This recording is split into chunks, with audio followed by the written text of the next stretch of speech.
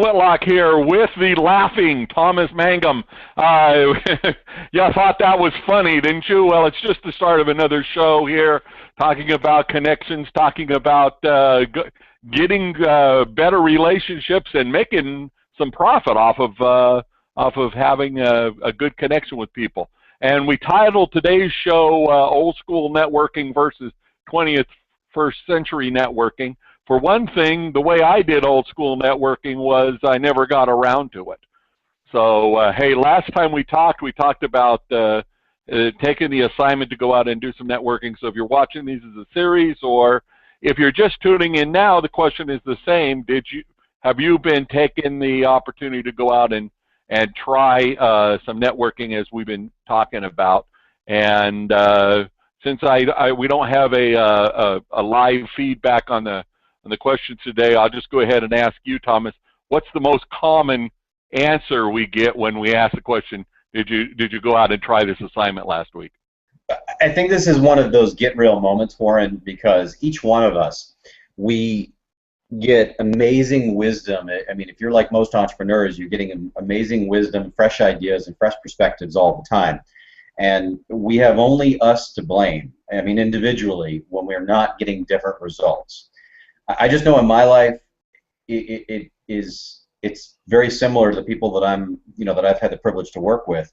Is sometimes someone will give me a great piece of advice, and because I'll be moaning and groaning about something I'm getting in my life, like I'm not book solid, or I'm not attracting the strategic relationships or clients that I want in my life, and then somebody gives me a great piece of advice, and I go, wow, that's a really great idea, and they check in with me a little later. And say, hey, how did it go? It's like, oh, I didn't do it. I just thought it was kind of stupid, and I didn't want to try that, or I didn't have time, or whatever. Well, I really don't get the ability or the privilege to complain anymore about that result, do I? Yeah. And I'm just. Well, I'll even go one further. Sometimes when somebody says something like that to me, and I think I'm old and wise and have all the answers. I definitely have the old part down. I'm listening. I'm going, yeah. I know that. I've heard that before. I know all about that. You're right, and I know myself well enough to know that, yeah, it is my fault, and I should be doing that. Thank you so much for reminding me of that. I'll have to do that. And then when you ask me next, I'm pretty much in the same mood again.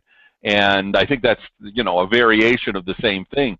Not making any changes doesn't really matter how much wisdom you're getting. So we're going to assume anybody listening today wants changes. And hey, by the way, if you caught our last show and we said go out and try a networking event and try it and let us know, and we've missed your feedback on it, go ahead and leave us some more feedback. And thank you. Congratulations. Sure glad to see you prospering. And we'll go ahead and talk to the 99% who said, well, that last video was good, let me watch the next one. Yeah. haven't really done anything. So let's address that head on. Yeah, I mean, if you did go out there, because what we talked about last time was we did kind of leave off with old school networking and the networking today. And I'll tell you, there are things that have worked for years, and old school networking versus what's going on today. There really are no shortcuts to developing a really great relationship with someone. There are different tools. Now, before everybody jumps on me on that one, there can be ways that you can become more efficient and more productive with your face-to-face networking or interaction with people online, on the phone, all those kind of things. My point here is that people are complex. We're dealing with human beings here. We're not dealing with robots. I just had a group coaching call this morning for about a half an hour, and it's one of the things I was sharing with this group of real estate investors, and they were looking for some kind of shortcuts, and I said, we can go through the process. I can give you all these tips, I can give you scripts, I can work with body language, we can work on your image when you're going out there into a place where you're networking, we can talk about how you interact and use your voice and tonality on the phone. At the end of the day, we have to remember we're dealing with a human being. So if we can look at the other person that we're dealing with, whether one-to-one live face-to-face, or if you're on the phone, or even if you're using Twitter, which Warren's an expert with, can you remember for a moment that you're sort of looking in the mirror? Well, you are just looking in the mirror. I'm just going to put it out there. You're looking in the mirror. And at least to the degree that here's another human being that has hopes, dreams, fears, uncertainties, things like that. Can you remember that so that whatever you're asking and however you interact and whatever scripting that your coach has suggested to you, because Warren and I could suggest that to you, whatever's been suggested, you've still got to remember that you're dealing with a human being. So you must be able to feel, look, perceive, get a vibe off of, is that the right next thing to say? And that will begin to go back a little bit to what we call, well, what I call old school networking. Things that have worked since the beginning of time. This is that old school stuff. It's not just always the new technique, but you can blend these two to get a little bit different result. So I'm curious to know from everyone is, how was your experience? Because I believe the task, and correct me if I'm wrong here, Warren, the task was to go out to something that you enjoy. Not just a networking for networking's sake, but if you enjoy Maltese dogs, to go find a meetup online and go out to that, because it's, you know, you have something in common with people. If it truly is a leads club that you love going to, go to it. That's fine. Or the wine meetup, or the foreign travel meetup, or something like that. Just so you see what it's like to interact in a place that you really enjoy. And that was just the first step, because another one of the cool things about going to places you enjoy and doing things that you enjoy is that networking will happen no matter where you are. Right. I remember a time when I was being taught, where somebody was teaching about social media. Actually, we were both on the platform speaking at the time. The Twitter book was new, and I was off on Twitter or whatever. And he was just talking in general terms, and it really stuck with me. He said, if I go to a networking event, and in fact, he didn't even call it networking event. He says, you go to church or a school or something like that. You go to some place where you just normally are with a gathering of people, and you meet someone new. You don't hand them your business card. You go ahead and strike up a conversation and talk to them. And if you really like the person, maybe what you do is invite them over to a barbecue. Mm-hmm. And even at the barbecue, you don't have them come on in, and I've got the flip chart set up. We're going to have a presentation. Get yourself a burger, and we will all sit down, and I will present a business opportunity to you.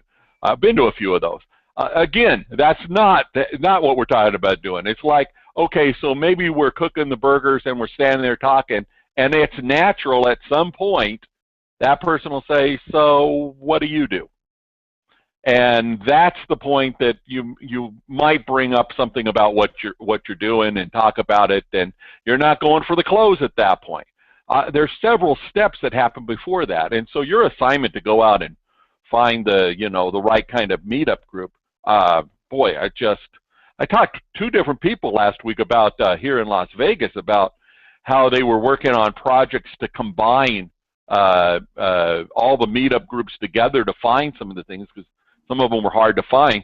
One of the guys had the idea that he started hijacking other people's networking events. Every time we found a good one, he sent out another notice on his meetup group.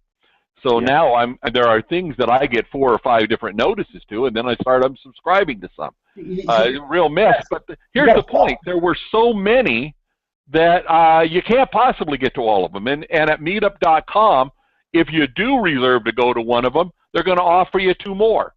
So that takes care of that excuse. There's something going on, and if you did go out and do our assignment last week, which part of the assignment was letting us know. So I know there's a few that did something and didn't let us know, so please do. And then if this is the first time you've heard from us, so the assignment's the same. Go out and find another one and another one, and do that. And stop looking for that perfect opportunity where you're going to go and somebody's going to say, well, thanks, Thomas. Thanks for coming in today. We have a projector set up and an easel, and we downloaded your slides. Please present to us what you can sell to us. That isn't going to happen. The perfect networking opportunity just doesn't happen. What does happen is a lot of little serendipitous micro events that somebody says, "Oh, what do you do?" You know, at some point, I want to come back around to that. What do you do? Because there's, as a part of the Becoming a Masterful Networker course or becoming a really great connector, I, I think that's one of the laziest opening lines you could ever use. And Oh, sure. I'm just going to use that as a tease for a little bit later on, because that's kind of down the road. Because right now, here and now, going away from today's show, there is no good excuse for you and I to raise our hand and say, I hate networking. I hate my networking experiences, because I'm giving the solution to you on a silver platter. I'm giving you permission, and this is, if you give Warren and I just the tiniest bit of trust, even if you've just met us and like, I don't trust you, and I totally get it. You're brand new. You know, if you're just coming across us, is that just give me a little bit of trust here. I'm gonna give you something free. I'm delivering it to you on a silver platter, and that is you get permission to go to a gathering around something you enjoy. If it is the fine Scotch meetup, if it is wine, if it is travel, if it's dogs, if it's crocheting, if it's knitting, if it's quilting, if it is the walking group, it is the CrossFit group, if it's the free yoga in the park meetup, please do something that you enjoy. Now, you might stop for a moment and go, but Thomas, wait a minute. I'm on here because I'm talking about my business. I need to get booked solid. You said that you can help me get my calendar packed out with clients and strategic partners. And you're talking about my personal life. That's why I said, just take a deep breath for a moment. Trust me for a moment and go out and do this exercise. Go do something that you enjoy. All right? Because I'm showing you a fresh perspective. We're altering your paradigm just a bit so that you get exposed to realizing that, oh, and this is the big aha, that eventually I believe if you're like a lot of folks that I've worked with, then that might work out this way for you, is that you come back and you go, well, wait a minute, I'm starting to get this. I should first do some things that are fun and bring me joy in my life. And then, isn't it strange that networking actually happens? My business improves, the quality of relationships in my life improves. But I'm focusing in on my personal stuff? Yeah, I'm exactly telling you that. I'm not going to a networking event. People always say, invite me to networking events in San Diego. They say, Thomas, why won't you go to this Leads Club? And I'm like, it's a bunch of schmoozy schmucks. And I'm like, oh, I can't believe you said that, but you're such a nice, warm, and friendly guy. I said, yeah, but I'm not going to compromise my core values and my soul for people pressing in friggin' business cards into my hand, and I didn't ask. Absolutely. Oh, you got it. Well, hey, here's the thing. But the other thing that you might hear here, and I've said this myself, is, but Thomas, I just don't have time to do anything I enjoy. And I'll give you my short answer is, well, your life is messed up. You got problems that go beyond with your networking skills. You don't have time to do something you enjoy. But beyond that, what do you say when I say to you, well, I'm not sure I have time to go out and do some things I enjoy? Well, this is where it comes back to, why are you doing this in the first place? Why do you think that it's weird, because it always comes back to, well, why are we having this conversation in the first place? Why do you feel that you need to become a better networker? So if you don't have time to get out there and go face to face with people, what's a better fit for you? And that's not a question that Warren and I can answer for you. It's a question that you've got to answer for yourself. I'd love to hear from you. I'd really, really, really like to know, if you don't have time to go out face to face, and face to face is not the only way, do you have time to connect with people online? Are you perhaps connecting with people via phone? Are you calling people up? No, if you're saying, I don't have time for that, I don't have time for that, I need a way that I can network with people where I don't have to go through the basic relationship and rapport building process. Well, we got to have a chat about, well, what are you doing? Are you in the right business? Are you doing it for the right reason? Do you have a life? Networking. I If think you that if that you're one's not even the right word. if you're Because saying you're working 24/7 and you don't have time to enjoy anything, let's take a whole look at what you're doing with your life.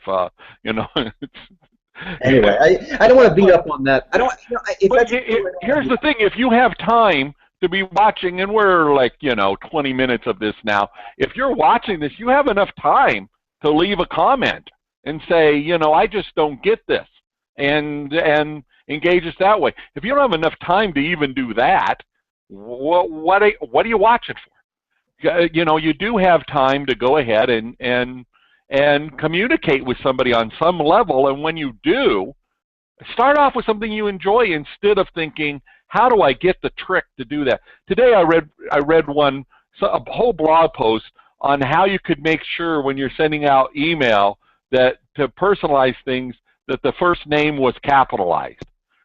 And by the way, that's a good database thing. If you're going to store somebody's name, store it with the capital letter.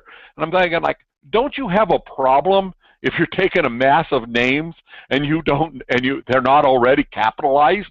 I mean, there's some database things to do, and I'm not discussing that. I mean, just the whole idea of, hey, maybe you ought to be looking at your data a little bit more as to being real people and go ahead and communicate with them long before you need a script to be able to fake that you know how to spell their name with a capital letter. And that's what we're getting at. What is your goal, and then can we get at that? It's not that the capitalization routine is a bad thing. That's fine. It's not that having even a leads club is a bad thing.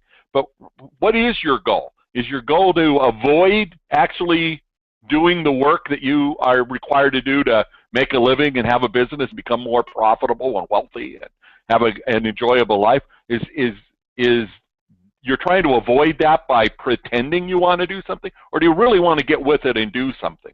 And if you want to get with it and do something, Thomas got the right advice. Yeah, the one of the things I want to leave you with today, because I personally want to keep it short, and I think Warren, if there's something else that sparked you, let's talk about that. Otherwise, it's a reminder to go back to the one call to action and to find something that you enjoy and go out there and do that. And if you find yourself still delaying, or if there's some other distraction or procrastination or something coming up, and with all my heart and a big hug, seriously, is let me know. Let me know what's going on, and what's it just. You may not know why you're being stopped out right now and why you're not going out and doing that. Just share that you are. It's like, man, I know I should go out there, and I really love wine, but I don't want to go out to that wine meetup because it just feels like I'm goofing off, or I feel like I should be working more on my business. Respectfully, that little tension and that resistance in that area, that's a big clue. And what's tricky about coaching, I think, consulting, is that it's important to go back and forth. Much like you developing a relationship out there with those that you're meant to develop a relationship with, it's something that Warren and I know is very valuable for you. So if you want to get over this, please come over to the show, leave a comment, let's talk about that, because, I mean, I know I can help you with that one. So if that's all you can do, that's great. And then remember this one little point, is that you're not going out there to do something that's not you. You're not going out there to do something that's not you. Take the example of the wine meetup. You enjoy wine. This is for that person. You enjoy wine, and yes, maybe you're kind of shy, or you just don't think you have time to go out and do it. And you start reflecting upon, well, because people always pitch me, and they're always asking me what I do, and I don't know how to tell them what I do, and blah, blah, blah. I hate this. Then what would be better? Ask yourself this question. What would be better? Well, it would be better if I could just go out and just share a drink and meet someone nice. Then can you be that person? Can you go out there and model that? Leave your business cards at home if you hate people just going out and pressing business cards into your hand. I don't use business cards. I don't bring them because I don't like. I'm not a big fan of that. It doesn't work for me. It might work for you. It just doesn't work for me. But go out there and just enjoy yourself. Have a great drink. I'll give you one last story that might, I don't know, maybe it helps, maybe it not. It's something that I did once. I was feeling kind of low, and I went out to this networking event because my friend was sponsoring it. And admittedly, I didn't have the best attitude going out. I'm a little cynical. I think the older I get and the more I'm around this biz, I get a little more cynical. Warren, you know nothing about that.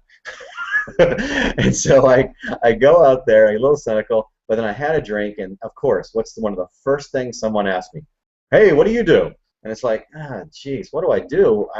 What do I do is right now I'm having a drink, okay?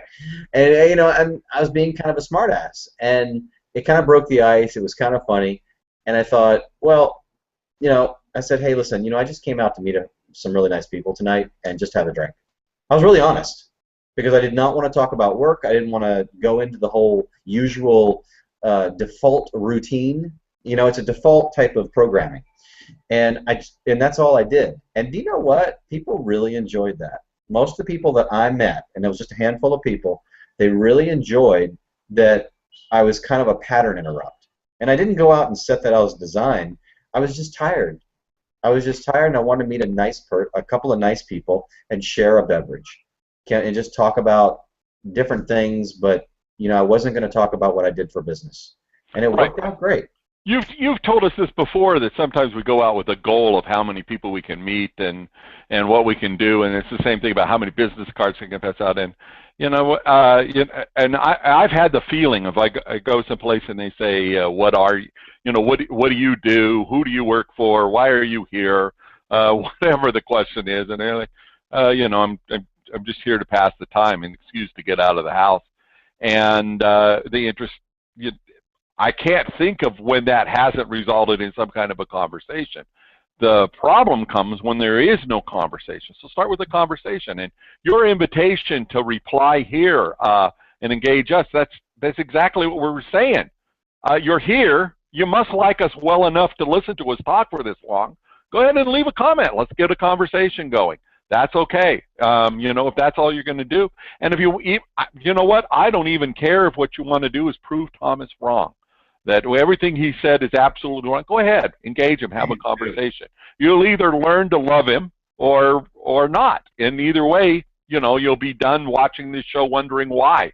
But let's go ahead and do something. That's one of the things you can do. Leave a comment, and by all means, go have some fun. And while you're having fun, meet some new people. And go to it. If you've been to the same bar 40 times, go to a different bar. That sort of thing. And you do that, and we'll come back and we'll talk about some more things. And those other things of what to do, we can help with. Hey, I just want to remind you, I have talked about wine and scotch today, and I just want to let you know it's perfectly fine to go to temple or to church, and whatever is right for you. What do you enjoy? If it's Bible study, please do it. I'm just giving a completely different example. You'd be amazed how much business will happen at Bible study. Oh, absolutely. Well, the thing is, it's not happening there. It's you're meeting people and networking there, and that again is the point. Yeah. You may go to Bible study thinking that, well, Thomas said this might get me some new business, and instead you meet the love of your life. It could be, it's serendipity. One thing's for sure: if you don't do this, if you don't change the way you're doing things, nothing else is going to ever change for you. So go ahead and get started, make some change, and please let us know about it. We're here. You can reach out to us. You can find me on any social media. Where to find Thomas. The URL here will tell you, how to connect and find out more about Thomas's Master for Networking course, which I would recommend. And whatever it is, let's hear from you, and we'll see you next time. Bye. Bye.